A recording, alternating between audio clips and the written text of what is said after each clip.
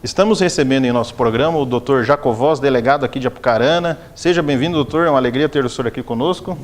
Mais uma vez, obrigado pelo convite. Agradecer você e estamos à disposição do seu público para esclarecimentos na área de segurança.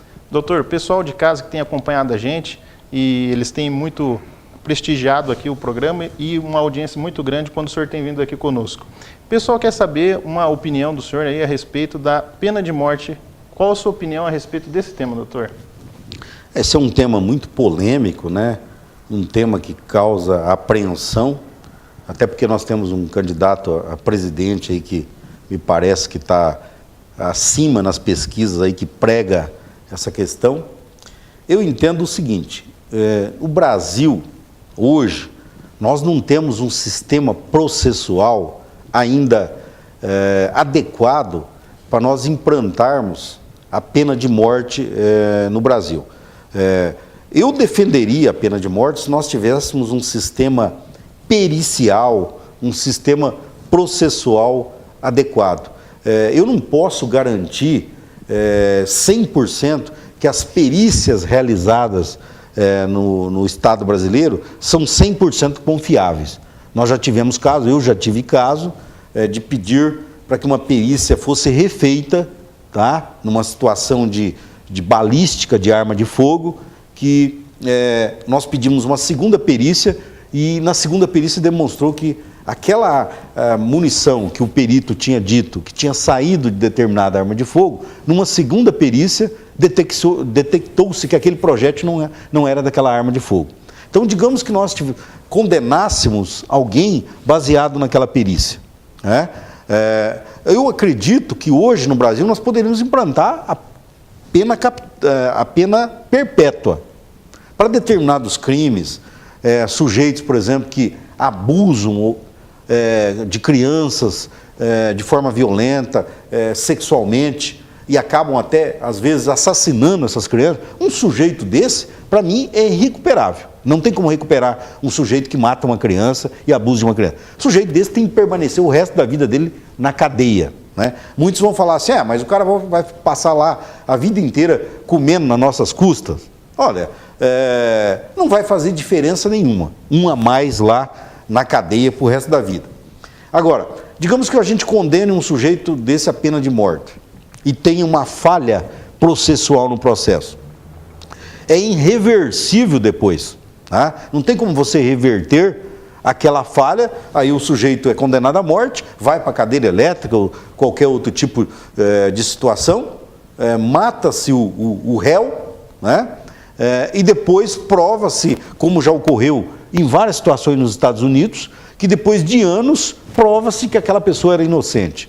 Então acredito que no Brasil ainda nós não temos um sistema processual adequado e um sistema de polícia científica capaz de nós, então, implantarmos isso aqui. Eu sou a favor da prisão perpétua. E se no futuro nós tivermos uma polícia mais moderna, nós tivermos mais investimento em segurança pública, que nós possamos ter peritos em várias áreas mais especializados, aí é outra história. Mas no momento eu defendo a prisão perpétua.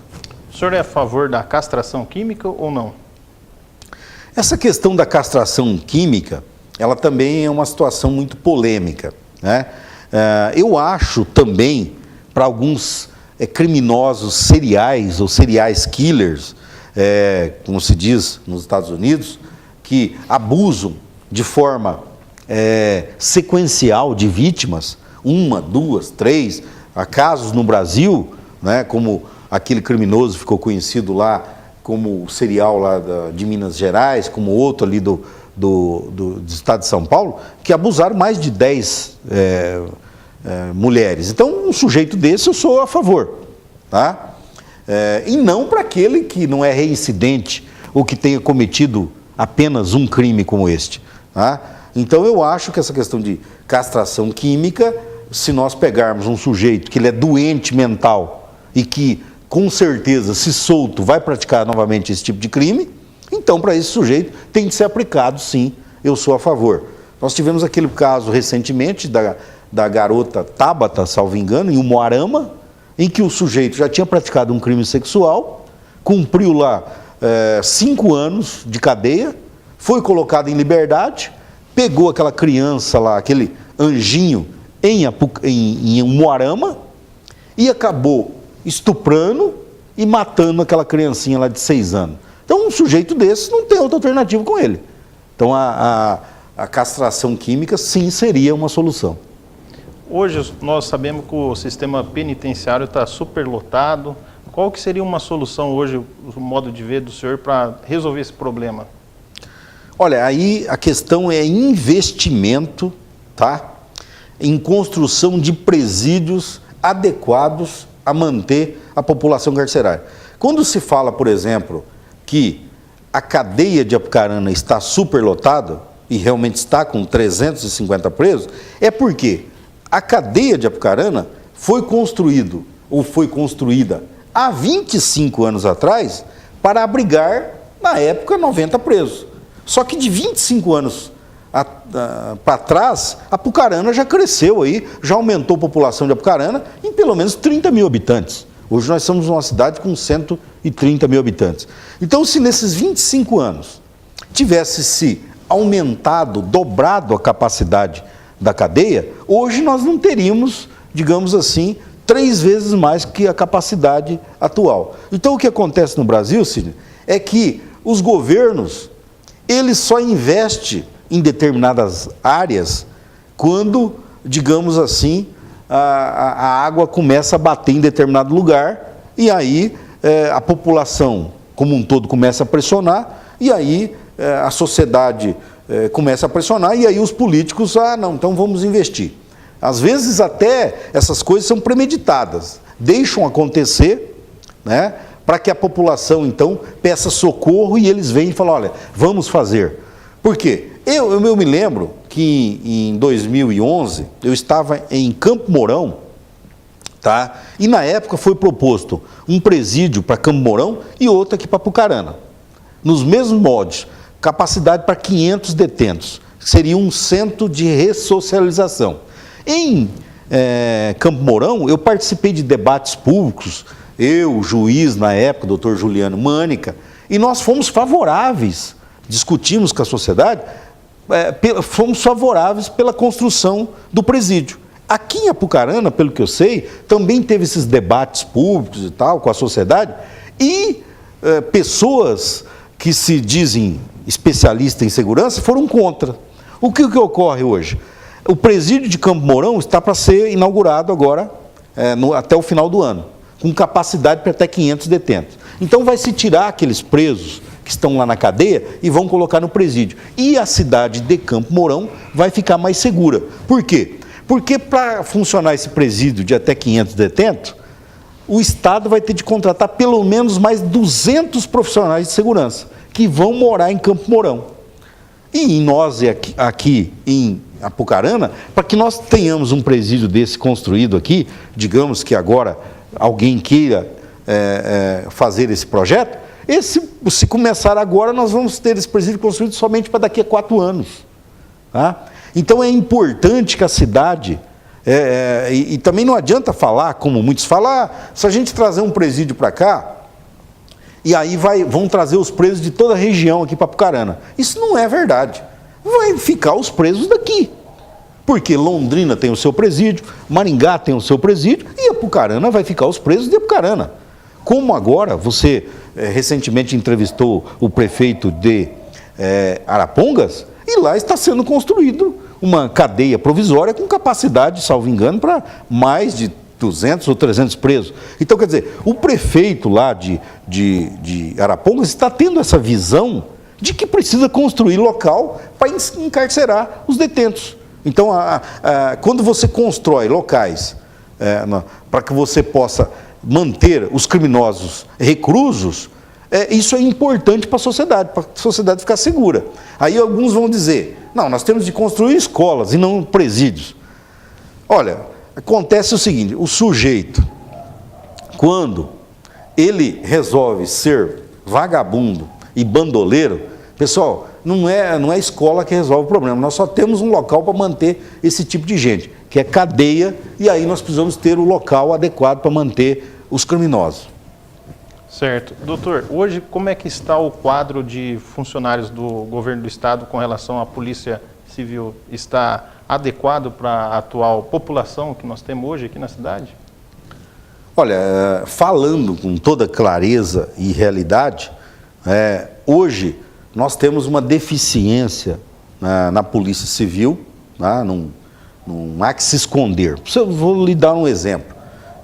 Eu tenho 2 escrivães de polícia, atuando para uma cidade de 130 mil habitantes. Uma cidade onde nós fazemos por mês mais de 60 flagrantes. Ou seja, flagrante é aquela pessoa que é presa em flagrante. Eu tenho de autuar aquela pessoa, e se ele permanecer preso, em 10 dias eu tenho de entregar aquela investigação para o juiz e para o promotor, para que aquele réu possa ser julgado. Então é muito pouco. Nós já chegamos a ter aqui em Apucarana a cidade com mais de 10 escrivães. Então regrediu. Nós já tivemos 10 escrivães e hoje nós temos 2. Agora, você vai me perguntar, mas por que isso, doutor Jacobowski? Porque o último concurso para escrivão na Polícia Civil foi no ano de 2000. Nós não podemos, obviamente o Estado não pode ficar 7 anos sem um concurso nessa área que é de escrivão. Por quê? Os profissionais eles vão se aposentando, alguns vão se aposentando, outras situações ocorrem, há também a questão, alguns acabam ficando doentes, e é preciso que hajam concursos constantes. Infelizmente, o último concurso foi no ano de 2000. Eu não posso dizer que este governo não investiu em segurança, eu estaria sendo leviano. Eu entendo que o governo Richa investiu bastante em segurança pública. Contratou aí mais de 10 mil policiais militares, contratou também bastante policiais civis, comprou muitas viaturas. Eu não estou dizendo que o governo não investiu em segurança. O que eu estou dizendo é que precisa investir mais. Governos anteriores ao governador Richa ficaram até 8 anos sem nenhum concurso. Então isso também não é só desse governo, já vem de governos anteriores. Então hoje a cidade de Apucarana está deficitária sim, principalmente de escrivães. Investigadores, nós não temos um número também adequado de investigadores, nós precisávamos de mais. Hoje nós prendemos um sujeito que praticou 10 roubos no comércio de Apucarana. 10 roubos. Ele assaltou a Pernambucanas, assaltou joalheria, assaltou farmácias.